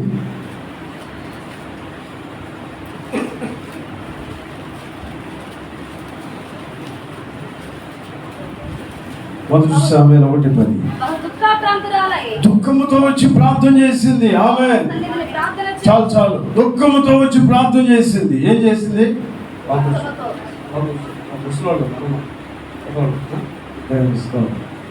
ఎట్లా వచ్చింది అమ్మా? ఎలా వచ్చింది? దుఃఖముతో. ఊరకనే వచ్చి కూర్చోలా, బంతులు పగలు వేసుకొని ఇస్తరాలు పెడతావా లేదని కూర్చోలా. మందిరానికి వచ్చి ఆ దిమ్మిలు పట్టుకొని దొల్లాడుతా తాగుబోతోళ్ళు కదా అరిచినట్టు అరుస్తుంది. మందిరంలో అరవచ్చండి, గలబాలు చేయించండి, అల్లరికి కర్త కాదు మన ప్రభు. ఇది మాత్రం సూపర్గా చెప్తారు. స్తోత్రం. అల్లరికి కర్త కాదు, ఇంక దేనికి కర్త అయినా సరే నీ భాషలోని దేనికి కర్త చెప్పు. అరే అక్కడ హల్లెలూయా చెప్పొద్దు అంటాడు, అదేంటో అక్కడ స్తుతి స్తోత్రం చెప్పొద్దు అంటాడు. ఒకడు యేసు ప్రభు లేడు అంటాడు, ఒకడు పరిశుద్ధాత్మ లేడు. మనకెందుకండి ఇవాళ వాక్యాన్ని బట్టి ఆయనను స్తుతించే వరాన్ని దేవుడు మనకిచ్చాడు. హల్లెలూయా. స్తుతించడం ఒక వరం, కనపరచడం ఒక వరం. నోటి నిండా స్తుతింటే అంచెలంచెలుగా ఎదుగుతావు. ఇంటికెళ్ళు, స్తోత్రం చెప్తానే పని చేసుకో, స్తోత్రం చెప్తానే ఉద్యోగం చేసుకో, స్తోత్రం చెప్తానే పిల్లడికి స్నానం చేయించు, స్తోత్రం చెప్తానే అన్ని చేసుకో. స్తోత్రములో స్తుతిలో ఉన్న శక్తి ఏందయ్యా అంటే నేను అంచెలంచెలుగా నా దేవుడు ఆశీర్వదిస్తాడు. హల్లెలూయా, హల్లెలూయా, హల్లెలూయా చెప్పు, తప్పులే. ప్రభుని నిండా స్తుతించు, తప్పులేదు. ఆడెవరితో మనకెందుకు, వాడు సొంత సబ్జెక్టు మనకు బైబిల్ కావాలి. దుఃఖంతో వచ్చింది, కన్నీళ్లతో వచ్చింది, సంవత్సరాల తరబడి పిల్లలు లేని యాతనతో అన్న వచ్చింది. వచ్చినాడు గమ్ముగా బంతులు పాలు వేసుకుని కూర్చోాలా, ఆ గోళ్ళు ఈ గోళ్ళు చూసుకోవాలా, ఆ తలక ఈ తలక, మా తలకాయలు ఏముందండి, ఏమీ లేదు. దేవునికి స్తోత్రం. అవి చూసుకోవాలా. ఆవిడేం చేసిందయ్యా? ప్రార్థన చేసింది. మామూలుగా చేసిందా? చిన్నగా చేసిందా? మౌనంగా చేసిందా? లేదు. ఆడెక్కడో పైన ఏలి కినబడేటట్టు చేసింది, పరలోకమందున దేవుని కినబడేటట్టు చేసింది. పిల్లల్ని ఇస్తావా? ఇవా, నేను కొట్టుపోతున్నంట, నా కొట్రోలుతనాన్ని లేకుండా చేస్తావా లేదా? అంతవరకు భర్త కాడికి వెళ్ళింది, భర్తను అడిగింది, చొక్కా పట్టుకొని అడిగింది, పిల్లని ఇస్తావా ఇవా, పిల్లని ఇస్తావా ఇవా అని. అమ్మా నేను ఎక్కడి నుంచి తెచ్చగలనమ్మా, ఎవరిచ్చినా ఆయన ఎక్కడికి వెళ్ళినా బిడ్డని సంపాదించుకొని ఆవిడ షిలోహులో ఉన్న దేవుని మందిరానికి వచ్చి ఏడ్చింది. స్తోత్రం. సామెలు 1:18 చదవండి. 1:18. ఆమె అతనితో, ఈ సేవకురాలనైన నేను నీ దృష్టికి కృప పొందుదునుగాక. ఆమేన్. తరువాత ఆ స్త్రీ తన దారిన వెళ్ళిపోయి భోజనము చేయించు నాట నుండి దుఃఖపడుట మానెను. హల్లెలూయా, హల్లెలూయా. అప్పటి వరకు ఏడ్చింది, అప్పటి వరకు ప్రలాపించింది. ఎక్కడ ఏడ్చింది? ఇంట్లో ఏడ్చిందో లేదో కానీ మందిరంలో మాత్రం పగిలిపోయేటట్టు ఏడ్చింది, గుండె పగిలేటట్లు ఏడ్చింది. ఏలి అన్నాడు, దేవుడు అన్నాడు, ఏలి వచ్చి అంటాడు, సేవకుడు ఒక మాట చెప్పాడంటే నీకు ఆశీర్వాదము. ఆమేన్, హల్లెలూయా. సేవకుడు ఒక మాట చెప్పాడంటే అది నీకు ఆశీర్వాదము. సేవకుడిని తక్కువ అంచనా వేయద్దు. దేవుడు నిన్ను అప్పగించింది దేవుని చేతికి కాదు, సేవకుని చేతికి అప్పగించాడు. పూటకోళ్ళ వాని చేతికి అప్పచెప్పాడు. నేను వచ్చే వరకు వారికి ఆత్మీయ సందేశాన్ని ఇమ్మని సేవకుని చేతికి అప్పచెప్పాడు. సేవకుని చేతికి అప్పగించాడు. సేవకుడు అవునంటే అవును, కాదంటే కాదు, ఇది జరగద్దంటే జరగదు, జరగదంటే జరగదు, అంతే. పాస్టర్ గారు మా పిల్లకి పెళ్ళి అవుతుందా? జరగదండి. వాడికి అసలు నీ కాడికి వచ్చానండి, రాక కులిష్టి మొహం వేసుకొని ఉన్నావు, నీ కాడికి వచ్చాను, అయిపోద్ది పో అనాల్సినాడు, అవదంటావే. ఒకవేళ అవ్వద్ది, ఇప్పుడే ఎందుకు అన్నామండి? అవ్వద్దని 4 పూటలు ఆగొచ్చుగా. అన్నీ మీ దగ్గరే ఉండే. దేవునికి స్తోత్రం. అందుకని ఇవన్నీ కాదు కానీ మనమే సమయోచితంగా వాళ్ళకి ఆన్సర్ చెప్పాలి. దేవునికి స్తోత్రం. హల్లెలూయా, హల్లెలూయా. మా పాస్టర్ గారు మేము ఎలా నడవాలో మాకు చక్కగా నేర్పించాడు. ఈ రోజుకి మా పాస్టర్ గారి మాట నేను వింటాను. 47 సంవత్సరాలు సంఘాలు ఉన్నాయి, అనేక మంది విశ్వాసులు ఉన్నారు, అనేక రాష్ట్రాలు దాటి నేను వాడబడుతున్నాను. ఈ రోజుకి మా పాస్టర్ దగ్గర నేను చంటి పిల్లోడిని. ఈరోజు కూడా నన్ను కొడతాడు మా పాస్టర్, కొడతాడు. నిన్ననే మందిరానికి వెళ్తే అదేదో మాట్లాడుతూ ఉన్నాను, కర్ర తీసుకొచ్చి ఆమె ఈపికి మళ్ళీ కొట్టేసాడు. అల్లాడిపోయా. అట్లా కొట్టేస్తాను నన్ను. నేను అనుకుంటా మా దైవజనుడు కొట్టాడంటే అది నాకు ఆశీర్వాదం. హల్లెలూయా. మా దైవజనుడు కొట్టాడంటే నాకు అది ఆశీర్వాదం. కొట్టించుకుంటాను. ఈరోజు కూడా ఆయన వాక్యం చెప్తున్నాడంటే పెన్ను పట్టుకొని రాస్తాను. ఏం చెప్తున్నాడు ఏం లేదు. ఆయన అపోస్తలుడు, గొప్ప సేవ చేసే దైవజనుడు. ఇలాగ నేను నేర్చుకుంటాను. ఈరోజు కూడా దేవుని బిడ్డ దుఃఖంతో వచ్చింది, దుఃఖపడడం మానేసి అన్నం తినడం ప్రారంభించింది. కారణం ఏంటి? ఏలి అన్నాడు, ఈ సంవత్సరం రేపటి సంవత్సరం కల్లా నువ్వు ఒక బిడ్డని కంటావు. ఆమేన్. హల్లెలూయా, హల్లెలూయా. నువ్వు ఒక బిడ్డని కంటావు పో.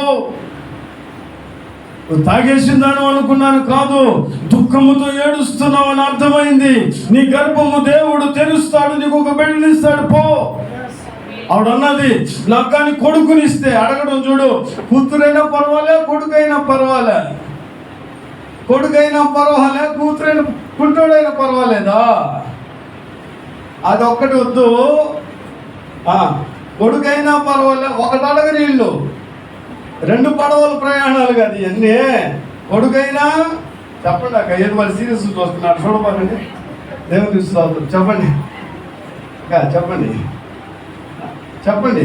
కొడుకైనా కూతురైనా అట్లా కాదు, నాకు కూతురే కావాలి, నాకు కొడుకే కావాలి.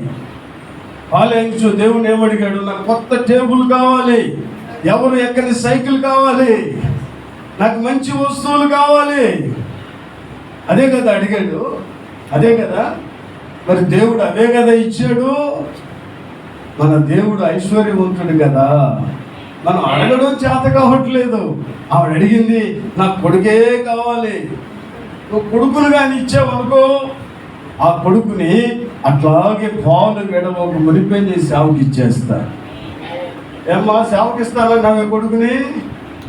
ఇంకా పాలు మానలేదయ్యా, చిన్న బిడ్డ. అదేంటమ్మా సేవకి ఇస్తానన్నాలేండి. మరి ఆమె వెంటనే మా ఇంటికి రావాలా మీరు? మేము ఇస్తాంలే. విశ్వాసులు అడిగే మాటలు. ఇక్కడ సేవకులు లేరమ్మా, ఆయన ఒక్కడే కష్టపడుతున్నాడు, మద్రాసు నుంచి వస్తున్నాడంట. ఒకరినన్నా పెంచండి, ఒకరినన్నా చేయండి. అరే ఇస్తాంలేండి, ఆయనకి దేశాలు కూడా వచ్చేస్తాయి. అరే ఉద్యోగం రానివ్వండి, అప్పుడు ఇస్తాం. ఉద్యోగం రానివ్వండి, ఉద్యోగం కూడా వచ్చింది. అరే 4 కోట్ల పానీయండి, ఆమె ఇస్తాము. ఆఖరాకి ముసలి ప్రాయం వచ్చింది. అప్పుడు అడిగినప్పుడు అంటారు, ఇక ఏమొస్తాడులే, ఇంక వయసు అయిపోయింది. హల్లెలూయా, హల్లెలూయా. ఆమె దుఃఖంతో వచ్చి ప్రార్థన చేసింది. దేవుని మందిరంలో కలిగే అద్భుతమైన ఆనందానికి నిదర్శనం. దుఃఖముతో వచ్చింది, సంవత్సరాల తరబడి దుఃఖముతో వచ్చింది.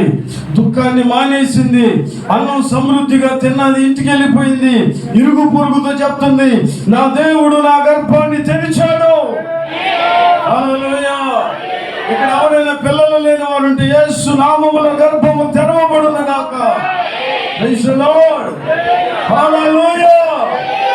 గర్భం తెరవబడింది, బిడ్డనిచ్చాడు దేవుడు, 12 మగ బిడ్డలు ఇచ్చాడు. అంతే, పాలు కూడా మాగల.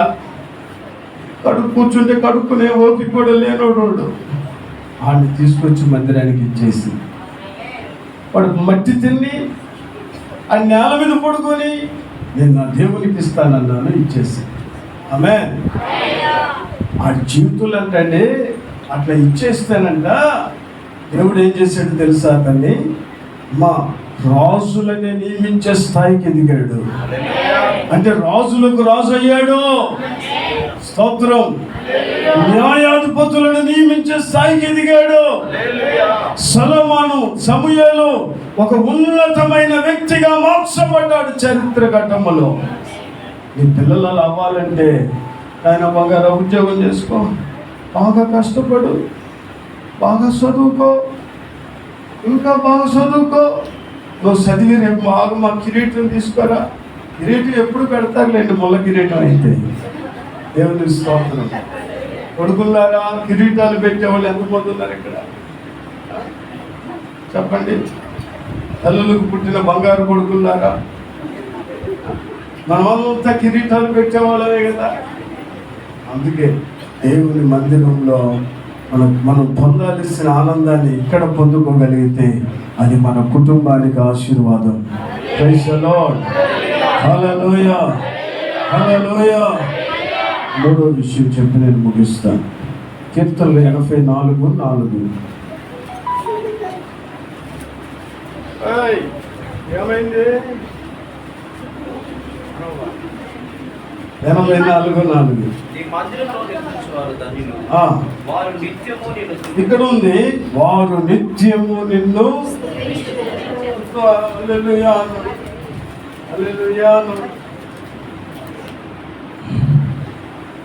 హల్లెలూయా. ఇప్పుడు సగం మంది చెప్పండి. వాక్యం ఏం చెప్తుంది? ఊరకేనండి మాట్లాడుకుంటాం. చాలా దూరం నుంచి వచ్చానుగా, మీతో నేను ఒకటిగా మాట్లాడకపోతే ఎట్లా? నీ మందిరంలో నివసించేవారు ధన్యులు. నివసించే వాళ్ళు ఎలా? నివసించే వాళ్ళ పరిస్థితి ఏంటి? రక్షణ పొందుకుంటారు. ఆ రక్షణ కలగాలంటే తగ్గించుకోవాలి. అర్థమైందా? ఆ తర్వాత ఆ మందిరంలో వాళ్ళకి ఏం కలగద్ది? ఆనందం. దుఃఖంతో వచ్చిన వాళ్ళు దుఃఖంతో వెళ్ళిపోతే ఇది మందిరం ఎందుకు అవ్వద్ది? బరి దొడ్డు అవ్వద్ది. దేవునికి స్తోత్రం. అవునా కదా? దుఃఖంతో వచ్చిన వాళ్ళు అయిపోయే లోపల వాక్యము వారిని సంధిస్తుంది, వారు ఆనందంగా వెళ్ళిపోతారు. ఇప్పుడు మందిరానికి వచ్చేవాళ్ళు ఏం చేయాలా? నిత్యము నిన్ను స్తుతించాలి. ఆమె చెప్పమంటే ఒకరిద్దరు చెప్తారు లేదు. తర్వాత హల్లెలూయా చెప్పమంటే నలుగురు చెప్తారు, 10 మంది. నన్ను కాదులే, పాస్టర్ కొత్త అయింది కదా, నన్ను అడగలే. మా పాస్టర్కి అయితే నేను తెలుసు, నన్ను అడుగుతాడు. నెల్లూరు ఆయనకి నేను తెలియదుగా, అడగడు. నేనే అడిగేది ఎక్కువ. దేవునికి స్తోత్రం. హల్లెలూయా. చెప్పండి, నిత్యము ఏం చేయాలి? స్తుతించాలి, స్తుతించాలి. 5 రొట్టెలు 2 చేపలు. Praise the lord. 5,000 మందికి ప్రభు ఎలా పెట్టాడంటారు? ఎలా పెట్టాడంటారు? ఆయన ఆకాశం వైపు ఎత్తి స్తుతించాడు. Praise the Lord. స్తుతిలో ఉన్న గొప్పతనం ఏంటంటే ఒకరు తినే ఒకరు తినే అన్నము, ఒకరు తినే ఫుడ్డు, ఇంకేమంటారు మీ ఊర్లో? కానా కానా కానా కానా అంటారా? దేవుని స్తోత్రం.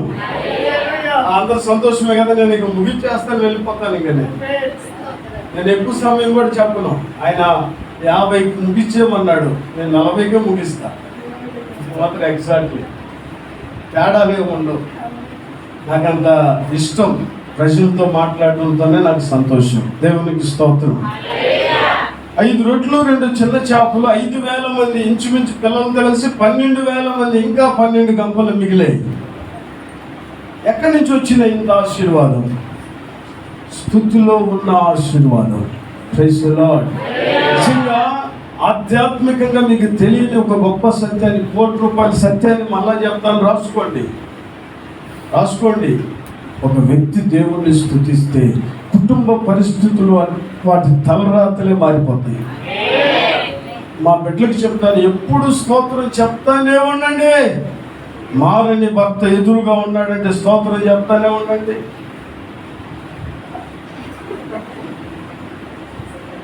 నేనేమన్నాను ఇప్పుడు తమ్ముళ్ళు? మీ ఆయన అడుగుతాడు, ఏంటి తిడుతున్నావు నన్ను? మీ ఆవిడ అడగతే, నన్ను మళ్ళీ తిట్టుకుంటున్నావు ఏంటి? తిట్టు కాదండి, మరి ఏంటి? దేవుణ్ణి స్తుతించుకుంటున్నానండి. మౌనంగా స్తుతించండి. స్తుతిలో ఉన్న గొప్ప విజయము నీ భర్త మోకాళ్ళ మీదకి వస్తాడు. నా దగ్గర మొట్టమొదటిగా నేను బాప్టిజం ఇచ్చిన ఒక సహోదరి, వాళ్ళ భర్త భయంకరమైన తాగుబోతు, నా దగ్గరకు వచ్చి, అయినా ఇప్పటికి 3 సంవత్సరాలు అయింది నేను మందిరానికి వచ్చి, నా భర్త ఇంకా మారలే. నేను మానేస్తా చెప్పాను.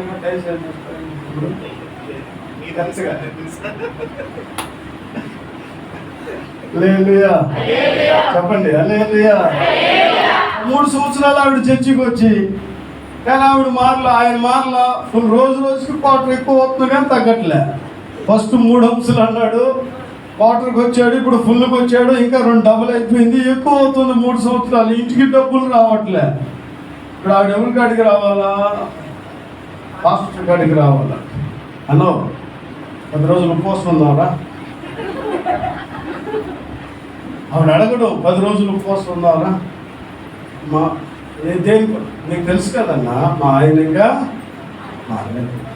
సరే అమ్మ ఉంటాం కదా 10 రోజులు ఉపవాసం. సంఘాన్ని కూడా రమ్మన్నాం, మీరు తినండి, మేమిద్దరం ఉపవాసం ఉంటాం, మీరు తినండి ప్రార్థన. 10 రోజులు అయిపోయింది, వెళ్ళి చూస్తున్నాం 4 బాటలు తాగుంటాయి. 10 రోజులు ఉపవాసం 4 బాటలు తాగాడు. ఇప్పుడు 4 బాటలు చూసి బెత్తరపోయింది, చంపేస్తాడు, ఇక నీకు ఎక్కువైందని నేను బతకలేను అనుకుని మళ్ళీ వచ్చింది ఫాస్ట్ గారండి. ఇప్పుడు 10 రోజులు ఉపవాసం. విచిత్రం, మనం బతకాలి కదమ్మా, చచ్చిపోయినా పర్వాలేదండి, మా ఆయన మారాలా. నిజం, గొప్ప త్యాగం కలిగిన సిస్టర్. హల్లెలూయా. సరే వస్తాను. విశ్వాసి పిలిచినప్పుడు రాకపోతే పాస్టర్ చెడ్డోడైపోతాడు, దొంగ. ఆయన అసలు ప్రార్థన చేయడు, ఆయన మంచోడు కాదు, ఇంకో గుడికి పోతాంలే. విశ్వాసులు అట్లా వస్తా మళ్ళీ 10 రోజులు తర్వాత ఇంటికి వచ్చి కొంచెం అన్నం తింటే ఇంక మోషన్స్. ఒక 5 రోజుల పాటు పరుగో ఉపవాసం ఉంటే చాలా వేడి ఎక్కువ అయిపోతుందండి. మళ్ళీ 5 రోజుల తర్వాత మళ్ళీ వచ్చి మా ఆయన ఇప్పుడు 7 బాటలు తాగుతున్నాడు సార్. ఏం చేయమంటావు? ప్రార్థన అయితే ఆగదు, అట్టగదు. డిసెంబర్ 25 వస్తుంది, ఇక 4 రోజుల్లో. ఈ 4 రోజుల్లో నువ్వు ఉపవాసం ఉండేస్తే 25వ తేదీ మా ఆయన బాప్తిసం తీసుకుంటాడు. ఆవిడకున్న విశ్వాసం కూడా నాలో కనపడ్డారు. ఉపవాసం అంటుంటే నా పేగులు ఎండిపోతుంటే నేను ఏం చేయాలో అర్థం కాదా. ఇప్పుడు ఆఖరికి 4 రోజులు ఉపవాసం. క్రిస్మస్ రోజు గుబ్బులు కూడా తినే భాగ్యం లేదు, క్రిస్మస్ రోజు పప్పులు తినే భాగ్యం కూడా లేదు నాకు. ఉపవాసం అనో బుక్కులు అయితే ఇన్ని పోస్తారు, మాస్టర్కి బుక్కులు అయితే ఇన్ని పోస్తారండి. మీరు మీ దగ్గర బుక్కులు క్రిస్మస్గా ఏం చేస్తారా? అందుకని నాకు సీరియస్గా ఉన్నారండి, మేము దేవులు అట్లా అన్నట్టు ఇన్ని చేస్తారు మాకు. మీరు బుక్కులు కావాలంటే మా ఊరికి రండి, ఉచితంగానే ఇస్తాం, ముందు గుడి సామాగ్రి. అర్థమైన వాళ్ళు అర్థమైన అవుతున్నారు. హల్లెలూయా. విచిత్రం ఏంటంటే, నేను ముగిస్తున్నాను, ఆవిడ 4 రోజులు ఉపవాసం. 23వ తేదీ సాయంకాలం వాళ్ళ భర్త నా కాడికి వచ్చాడు. 24 రోజులు ఉపవాసం తర్వాత వచ్చి, అన్నా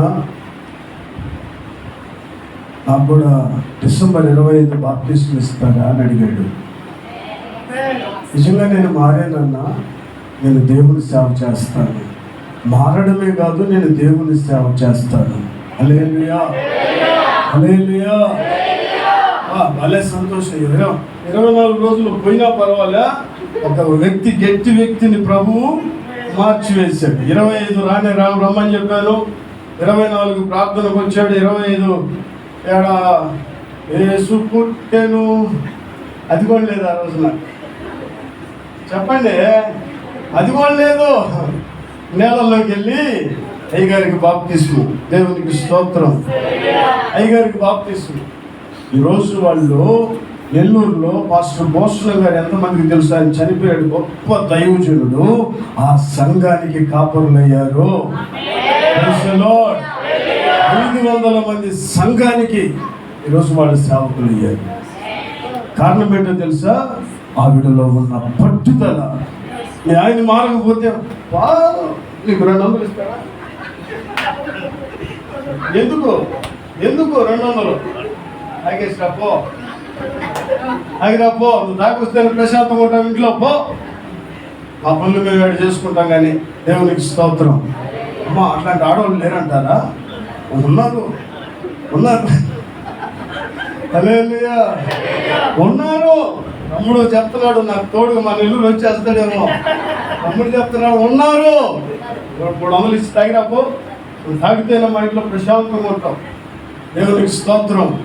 రాగలేదంటే ఎముకలు లాగుతున్నాయి, నరాలు వేగుతున్నాయి, ఇది వెండిపోతుంది, నాలుక చచ్చిపోతుంది, మేము వెళ్ళాం, పద పద. వద్దు. ఈరోజు నీ జీవితంలో దేవుని బిడ్డ ఆయన మందిరములో నువ్వు ఎప్పుడు ఆయన్ని స్తుతించగలిగితే గొప్ప అద్భుతాలు నీ జీవితంలో చూస్తావు. హల్లెలూయా, హల్లెలూయా. యేబు గ్రంథకర్త యేబు గ్రంథములో 19వ అధ్యాయం 26-27 వాక్యములు అంటాడు, చర్మము చీకిపోయిన తర్వాత కూడా నేను ప్రభువుని స్తుతిస్తాను. భూమి మీద శ్రమల్లో స్తుతించాడు, ఆశీర్వాదం ఉన్నప్పుడు స్తుతించాడు, అన్ని ఉన్నప్పుడు స్తుతించాడు, ఐశ్వర్యానికి ఊజు దేశానికి ధనికుడైనప్పుడు స్తుతించాడు, అన్ని పోగొట్టుకున్నప్పుడు స్తుతించాడు, అన్ని పోయినాక స్తుతించాడు, అందరూ పోయినాక స్తుతించాడు, బిడ్డలు చచ్చిపోయినా కూడా స్తుతించాడు. అంటాడు, నా చర్మము చీకిపోయిన తర్వాత కూడా నేను స్తుతిస్తాను. ఓ వండర్ఫుల్ నిరీక్షణ కలిగిన వాడు. ఆమేన్, హల్లెలూయా. ఈ రోజు నువ్వు చచ్చిపోతావంట, పాస్టర్ గారు నీ కాళ్ళు పట్టుకుంటా నేను చచ్చిపోతానంట, నా కోసం ప్రార్థన చేయను. అయినా నేను బతకాలి, చచ్చినా కూడా నేను ప్రభువుని స్తుతిస్తాననే మాట రాదు. చనిపోతున్నావు, ఓ చనిపోవడానికి నాకు ఇష్టమే, చనిపోయినా కూడా నేను నా ప్రభువుని ఒక బలమైన నిరీక్షణ కలిగిన వారు మాట్లాడే మాట. సహోదరి సహోదరుడా, అందరూ లేచి నిలబడదాం. యేసుక్రీస్తు ప్రభు త్వరగా రాబోతూ ఉన్నాడు. ఇదిగో నిత్యము దేవుని మందిరములో నువ్వు నివసించాలి. దేవుని మందిరములో నివసించు వారు ధన్యులు. మందిరానికి వస్తే నీ కలిగే ఆశీర్వాదము, రక్షణ, ప్రొటెక్షన్ ఉంటుంది. ఆ రక్షణ కలగాలంటే నువ్వు తగ్గించుకోవాలి. ఆ రక్షణ కలగాలంటే మందిరములో ఎప్పుడు నువ్వు ఆనందించాలి. ఆ రక్షణ కలగాలంటే నిత్యము నీ ప్రభుని నువ్వు స్తుతిస్తూనే ఉండాలి. మనము చనిపోయినా కూడా ప్రభుని స్తుతిస్తాము, చనిపోయినా కూడా ప్రభుని కనపరుస్తాము. మన మరణము తర్వాత మనం ప్రభుని స్తుతిస్తాము. మన స్తుతిలో ఉన్న శక్తి మరణములో ఉన్న వారిని సైతము లేవనెత్తుతుంది. హల్లెలూయా, హల్లెలూయా. దైవమా, దైవమా, రివకరమ కరమ కరమ, ఓ రిబాబా శమరమల తిరలరమరమ. ఒక్కొక్కరి మీద నా దేవుని సన్నిధి దిగి వస్తూ ఉంది. ఒక్కొక్కరిని నా దేవుడు కమ్ముకుంటూ ఉన్నాడు, నిన్ను బలపరుస్తున్నాడు. నా దేవుని మందిరము, నా దేవుని మందిరము నీవు నివసించాలి. ఆయన మందిరములో నివసిస్తే బలమైన రక్షణ నీకు కలుగుతుంది. ఆ రక్షణ పొందాలంటే శాస్త్రంలో తగ్గించుకో, ఆనందాన్ని పొందుకో, ఆనందాన్ని పొందుకో. స్తోత్రం. నిత్యముని ప్రభువుని స్తుతించాలి, నిత్యముని ప్రభువుని స్తుతించాలి, నిత్యముని ప్రభువుని స్తుతించాలి. స్తుతించినప్పుడు నీకు క్షయము, స్తుతించినప్పుడు శత్రువుని ఓడిపోతాడు, స్తుతించినప్పుడు నీ ప్రాథమికము ఐశ్వర్యము.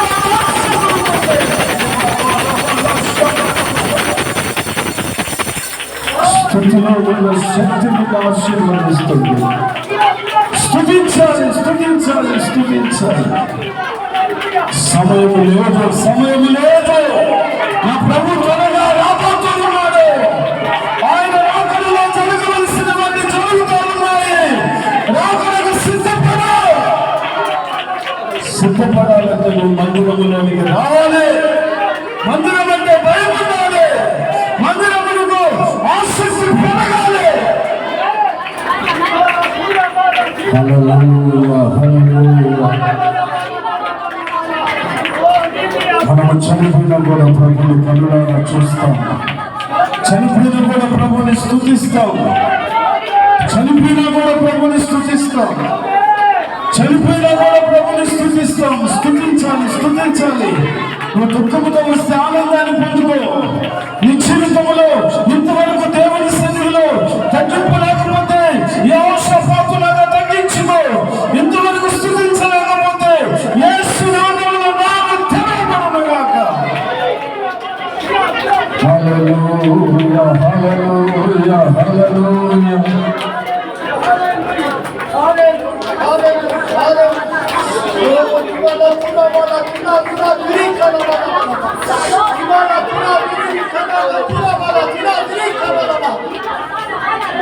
స్థుతించే వ్యక్తిగా, తగ్గించుకునే వ్యక్తిగా,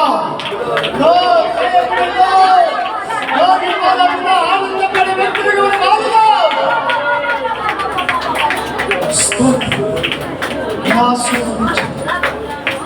యేసుక్రీస్తు బలమైన నామం మీ దాసులను నిలబెట్టుకొని మీరు మాట్లాడినందుకే స్తోత్రాలు తెలుస్తాయి. యేసు నామములో ప్రార్థించి అడిగి పెట్టుకుంటున్నాము.